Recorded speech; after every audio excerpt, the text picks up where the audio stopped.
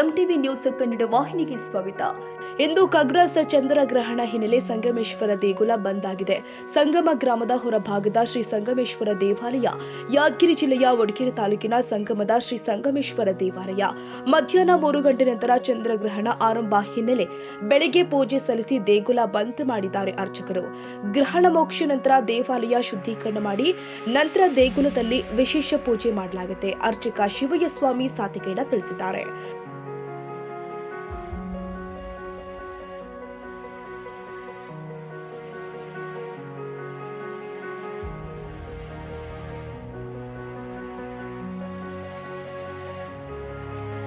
ತಾಜಾ ಸುದ್ದಿಗಾಗಿ MTV news 24x7ಗೆ subscribe ಮಾಡಿ ಮತ್ತು ಬೆಲ್ ಐಕಾನ್ ಅನ್ನು ಒತ್ತಿ. ತಪ್ಪದೇ ಲಿಂಕ್ ಶೇರ್ ಮಾಡಿ.